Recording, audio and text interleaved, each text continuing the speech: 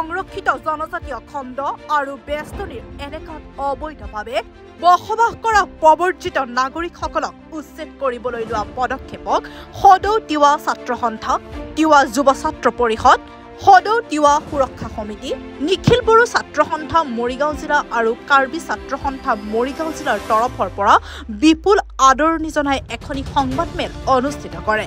মুখ্যমন্ত্ৰীগৰাকীৰ সাহস, কৰ্মদক্ষতা, বলিষ্ঠ আৰু শক্তিশালী নেতৃত্ব আৰু ভূমিকাক জনজাতীয় সংগঠনসমূহে শলাগ লৈ এই সংবাদমেলত শেহতীয়াভাৱে হলেও অন্ততঃ ডিমৰীয়া সংৰক্ষিত বেষ্টনীত অবৈধ বেদখলকাৰীক উচ্ছেদ কৰিবলৈ লোৱা সিদ্ধান্তক মধ্য অসমৰ জনজাতীয় সংগঠনসমূহে বিপুল সমৰ্থন জনায়।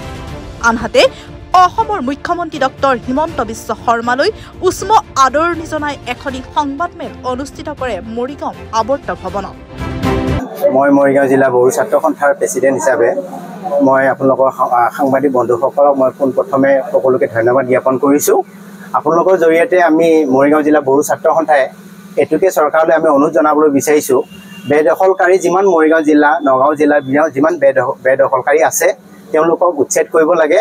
Not only Morigaon and Nagaon, but I think that all the Assam বেদখলকাৰী যিমান আছে সকলোকে উচ্ছেদ কৰি আমাৰ যিটো ট্ৰাইবেল বেল্ট এণ্ড ব্লকৰ ভিতৰত থকা যিমানসকল আমাৰ বড়ো মানুহ আছে, তিৱা মানুহ আছে, কাৰ্বি মানুহ আছে, সকলোকে সংৰক্ষণ কৰি যাতেকে ৰাখিব পাৰে তাৰ কাৰণে আমি চৰকাৰক দাবী জনাইছোঁ।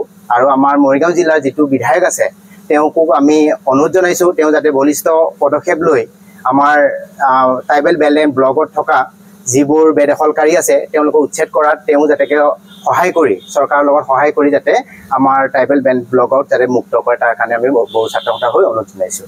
আটাইকেইটা জনজাতীয় সংগঠনে আজি সংবাদমেল যোগে সোণাপুৰৰ কচুতলিত যিধৰণে অসম চৰকাৰে জনজাতীয় খণ্ড আৰু বেষ্টনী এলেকাত ইতিমধ্যে উচ্ছেদ অভিযান আৰম্ভ কৰিছে, আমি এই ক্ষেত্ৰত এই পদক্ষেপক, অসম চৰকাৰৰ এই পদক্ষেপক আমি ধন্যবাদ আৰু কৃতজ্ঞতা জ্ঞাপন কৰিছোঁ। আৰু আমি কেৱল ডিমৰীয়া বা সোণাপুৰ সেই অঞ্চল, ট্ৰাইবেল বেল্ট সেই অঞ্চলটোৰ কথাই আমি ক'ব বিচৰা নাই। মধ্য অসমত বিশেষকৈ তিৱা স্বায়ত্ত পৰিষদ এলেকাত 17টা ট্ৰাইবেল বেল্ট এণ্ড ব্লক আছে, protected tribal belt and block. আৰু ইয়াতে প্ৰটেক্টেড ক্লাছ অফ পিপুল আছে। প্ৰটেক্টেড ক্লাছ অফ পিপুলবিলাক সেই ট্ৰাইবেল বেল্ট এণ্ড ব্লক এলেকাত তেওঁলোক প্ৰটেক্টেড, মানে they are protected in case of purchasing of land and transfer.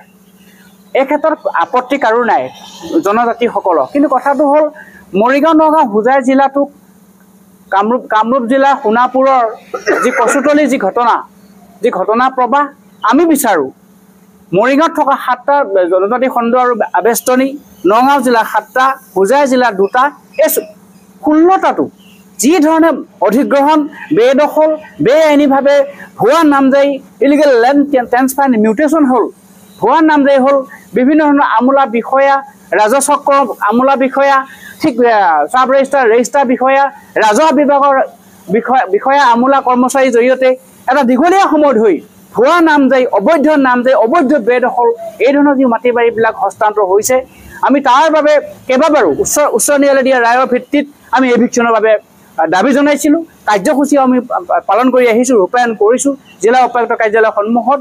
কিন্তু আমাৰ কথাটো স্পষ্ট, কেৱল কচুতলি, সোণাপুৰৰ কচুতলিতে উচ্ছেদ কৰি পেলাই অসম চৰকাৰে বাহবা ল'লে নহ'ব। কিন্তু অসম চৰকাৰে লোৱা পদক্ষেপক আমি আদৰণি জনাইছোঁ, বিপুল আদৰণি জনাইছোঁ। মৰিগাঁৱৰ পৰা মনোৱাৰ হুছেইনৰ ৰিপৰ্ট, এনি ভাৰত 24। নমস্কাৰ, মই উৎপল দাস আৰু আপোনালোকে চাই আছে এনি ভাৰত। আৰু আপোনালোকক জনাবলৈ পাই মই বহুত সুখী হৈছোঁ যে আমাৰ সকলোৰে মৰমৰ শ্ৰদ্ধা জুবিন গাৰ্গৰ গীতসমূহৰ ভিত্তিত এটা খুব সুন্দৰ ৰিয়েলিটি শ্ব' এনি ভাৰতে আয়োজন কৰিছে, জুবিনৰ গানে কি আনে। এই প্ৰথম ছিজনটোত অডিশ্যনছ আৰম্ভ হ'ব আগষ্টৰ পৰা অসমৰ বিভিন্ন জিলাত। গতিকে মই সমূহ কলাকুশলী, বিশেষকৈ যিসকল প্ৰতিভাশীল গায়ক গায়িকা আছে আমাৰ সমাজত, তেওঁলোকলৈ মই এটা আহ্বান জনাইছোঁ, তেওঁলোকে প্ৰস্তুত হওক এই ৰিয়েলিটি শ্ব'ৰ বাবে। আৰু তাৰিখটো হৈছে 15 আগষ্ট 2024 চন, এনি ভাৰতৰ অডিশ্যন, জুবিনৰ গানে কি আনে।